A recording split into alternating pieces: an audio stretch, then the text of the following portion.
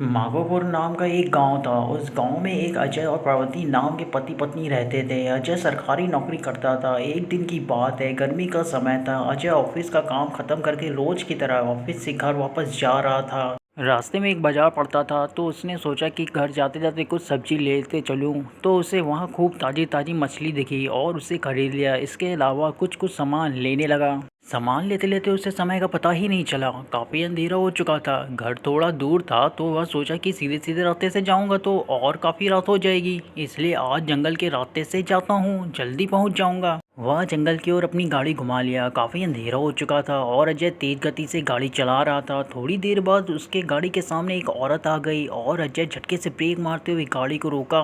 अजय उस औरत को देखा। वह औरत बड़ी सी घूंघट डाल रखी थी और जोर जोर से रो रही थी। अजय उससे पूछा कि तुम कौन हो और तुम्हारा घर कहाँ है? इतनी रात को इस घने जंगल में क्या कर रही हो? लेकिन वह अजय के कोई भी सवाल का जवाब नहीं दे रही थी और बस रोए जा रही थी। उसके रोने से ऐसा लग रहा था कि पूरा जंगल ही गूंज रहा है। अजय ने सोचा कि शायद किसी मजदूर की पत्नी होगी जो रास्ता भटक गई है। रास्ता बहुत ही सुनसान था, इसलिए उसने सोचा कि इस औरत की मदद की जाए। फिर अजय ने बोला कि तुम मेरे साथ मेरे घर चलो, सुबह होते ही तुम्हें तुम्हारे घर छोड़ दूंगा। वह अजय के साथ घर चलने के लिए तैयार हो गई और गाड़ी के पीछे बैठ गई। रीति रिवाज के कारण उसने अपने सिर पर घूंघट डाल रखा था, जिसकी वजह से उसका चेहरा छुपा हुआ था। काफी रात हो गया था, तो घर पर अजय की पत्नी उसका इंतजार कर रही थी। जैसे ही घर के बाहर गाड़ी की आवाज़ सुनाई दिया, वैसे ही पार्वती दौड़ कर बाहर आई। उसने अजय के साथ एक औरत को देखा, तो उसने अजय से पूछने लगी, ये कौन है जो तुम्हारे साथ आई है? अजय ने सारी कहानी पार्वती को बताया। पार्वती की तबीयत थोड़ी खराब थी, इसलिए वह खाना नहीं बना पाई थी। तो अजय ने बोला, तुम आराम करो, आज का खाना यही बना देगी। लेकिन पार्वती को उस औरत पर शक हो गया था।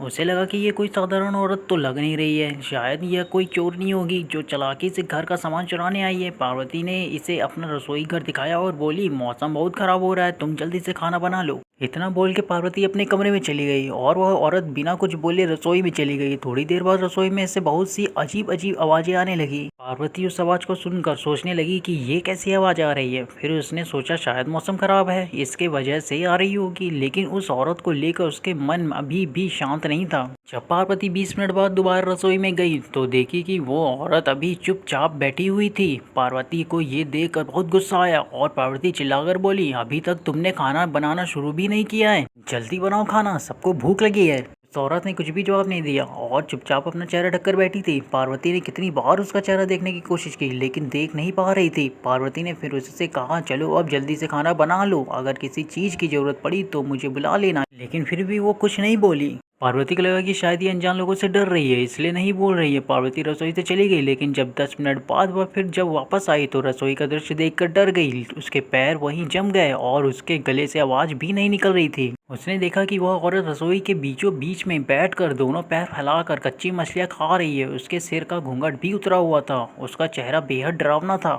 बाल बहुत ही बड़े बड़े सफेद थे, नाखून भी बहुत ही काले थे। वे मछली खाने में इतनी व्यस्त थी कि वो पार्वती को देख ही नहीं रही थी। पार्वती उसे देखकर चिल्लाई नहीं कि और ज्यादा खतरनाक रूप ना बना ले। पार्वती ने धीरे से एक थाली उठाई और चूल्हे में जलता हुआ कोयला उठाकर उसके तरफ दौड़कर डायन के ऊपर गर्म कोयला फेंक दी। आग की जलन की वजह से वह जोर जोर से चिल्लाने लगी। उसकी आवाज इतनी तेज थी कि उसे सुनकर सारा गांव इकट्ठा हो गया। पार्वती ने उसे आग दिखा दिखाकर अपने घर से बाहर की। वह आग की डर से सीधा जंगल की ओर भाग गई, फिर वापस उस गांव में कभी नहीं आई। ऐसे ही हॉरर स्टोरी के लिए लाइक एंड सब्सक्राइब जरूर करें। मिलते हैं आपसे अगली वीडियो में, तब तक के लिए गुड बाय।